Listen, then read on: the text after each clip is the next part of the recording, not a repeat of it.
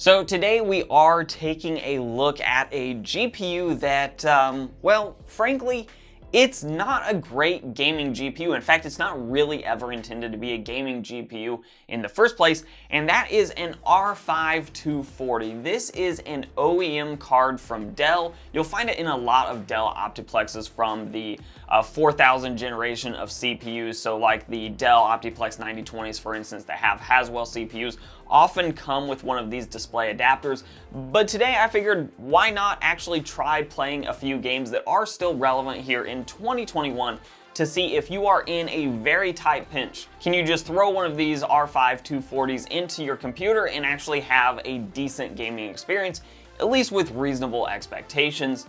But first, let's take a look at today's video sponsor, and that is The Coldest Water. Now, throughout November, The Coldest Water is running a promotion. They're calling it their Blackout promotion, and this is throughout the entire month of November. So right now, the entire website, 20% off if you use the offer code Blackout. But then throughout the month, they actually have select gear that's dropping for 50% off. So you'll have to check back in the links in the description down below to check out what gear is currently 50% off. But they sent me out a water bottle to unbox today, so I'm going to take a look at that, and I have a guess based on the lighting in the background what the color of this water bottle is going to be. So let's go ahead and see if, yep, I am correct. Some film off of that. And here we are. Yeah, that's all that's in the box. Looks like they have a Darkest Coffee promotion as well inside of their boxes.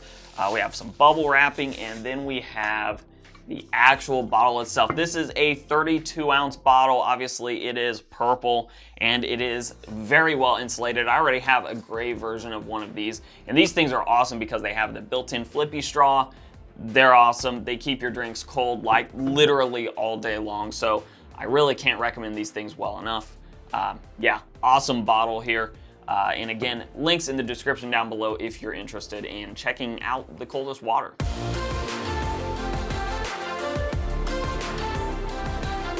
So on to the actual video at hand here. This, like I said in the intro, is the R5 240, though this should not be confused with the R7 240, which is more of a standard GPU like you and me would think of a gaming graphics card. This one is from MSI, but these GPUs were somewhat common, and the primary difference between the R5 240 that comes with some OEM Dell systems versus the R7 240, the R7 240 features twice as much VRAM. This has 2 gigabytes of video memory. The R5 240 only has 1 gigabyte. So the physical layout of this card is very, very simple. We have a tiny heatsink, which is barely needed for one of these cards because the power draw is just so low with this.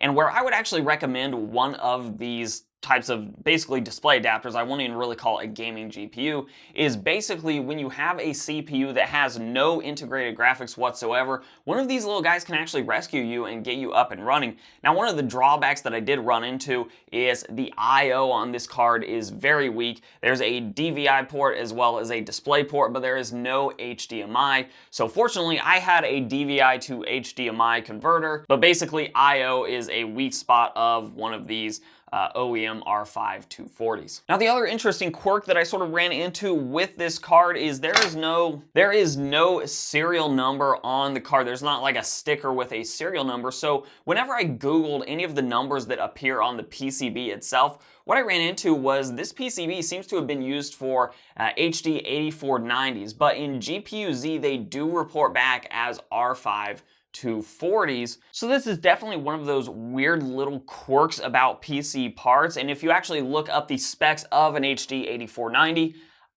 the cards are not the same cards. So I'm not really sure why it is. Maybe Dell was able to actually use the PCBs or reuse the PCBs and just update the GPU on board.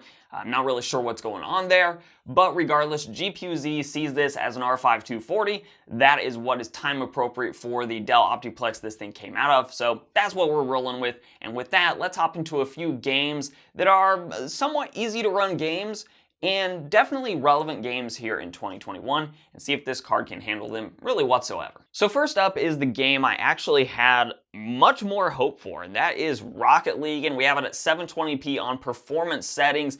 And as you can see, not only does this game look like hot garbage, it actually runs like hot garbage on this GPU. This thing is averaging under 30 FPS in gameplay, with the 1% and 0.2% lows also being very, very poor statistics as well. Basically, this is really not playable. It's a bad experience. Like, if you absolutely must get a Rocket League fix, I don't actually think you would get your fix from running this game with this card. It's a terrible experience. Don't do it. Moving on to a game I actually had less hope for than Rocket League is Overwatch, and we're at 720p on the low preset but with 100% render scale.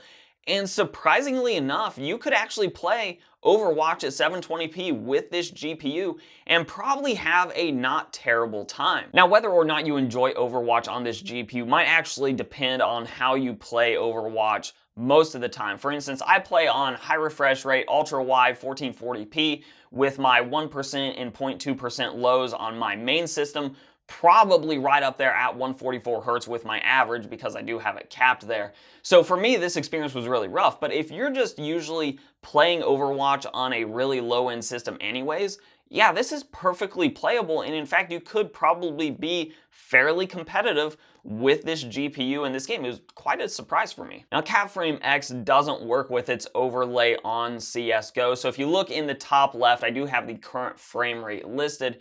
But with CSGO in a bot match, 1080p medium settings, we were hitting right there at 30 FPS, and it was pretty consistent, so you could definitely drop down resolution a little bit, drop down settings a little bit further to probably get yourself up to that 60 FPS mark, or at least very close to it. So in a pinch, once again, just like Overwatch, this GPU actually does give you the opportunity to at least play the game and probably have a decent time doing it. It's just that if you're used to playing on higher end systems, you might have a hard time getting over the step down in quality. But otherwise, yes, you could absolutely play a game like CSGO on this particular card. And not that it really needs specifically pointed out, but Call of Duty Warzone, a game like that's just gonna be off the table for this R5 240. It's not even worth your time in attempting it. So that draws us right back to the conclusion with this particular GPU, and it is really simple.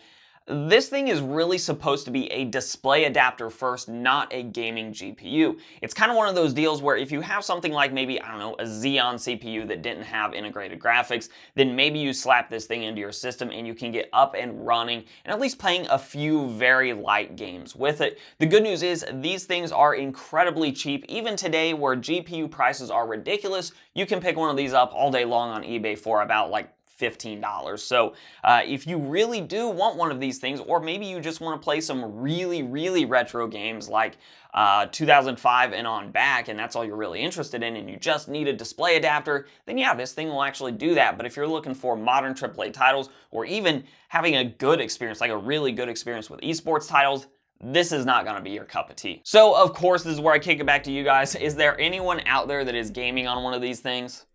And if so, why? And tell us that in those comments down below. But otherwise, if you like the video, give it a like, share, subscribe, and comment. All those things are very helpful for the channel. We do have some more very old and low-end cards incoming, so stay tuned for that. But otherwise, I'll let YouTube queue up a couple more videos from my channel for you to watch. I'm Shane with Hoosier Hardware, and I'll see you guys in the next video.